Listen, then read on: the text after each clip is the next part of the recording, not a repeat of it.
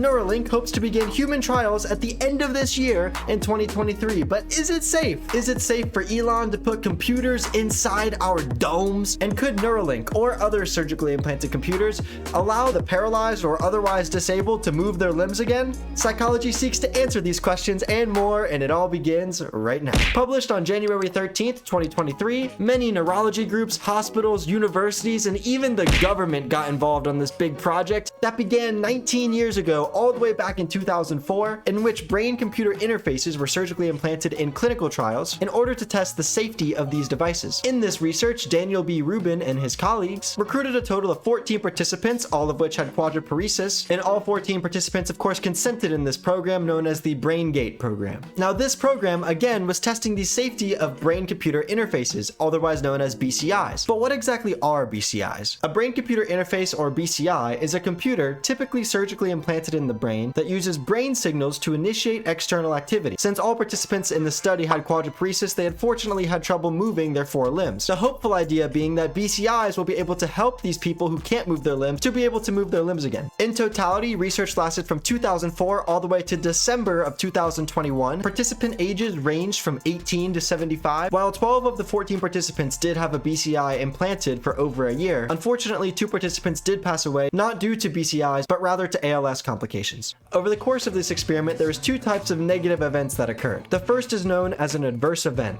This is an event in which medical care results in an undesirable outcome. This is usually something pretty minor, and the most common device-related adverse event in this research was simply skin irritation. Over the course of this research, there were 342 adverse events, but only 68 of which were device-related, or related to the BCIs. On average, each participant experienced 21 adverse events. The second type of negative event that can occur in these clinical trials is known as a serious adverse event. This is an event in which medical care results in death or life-threatening outcomes. Over the 17-year period, 6 serious adverse events occurred, but none of which were device-related. And as far as Elon is concerned, this is as exciting as news can get. Since this research occurred across such a large range of time with such a large age range in use, could very well mean that in just a few years, Elon could have us all controlling computers with just our mind. There's only a couple of problems. You could argue that the results from this research are hard to generalize because all of the participants had quadriparesis, and we're not sure how this might translate to people who don't have such a condition. Furthermore, the researchers were kind of caught between a rock and a hard place because they can't ethically have a control group. To have a control group in this study would more or less mean people would have to have the surgery as if they were going to have a BCI implanted without actually having it implanted, thereby giving the participants massive amounts of risk, potentially life-threatening, without giving them any sort of benefit. And of course, this crosses an APA ethical boundary. Regardless, let me know what you thought of this study in the comments below. And hey, this is a brand new channel, so I really appreciate the people who take the 2 seconds out of their day to press the like button. And if you did enjoy the video, consider subscribing. It's completely free and you can always unsubscribe later. As always, the APA citation as well as the link to the original research is in the description below,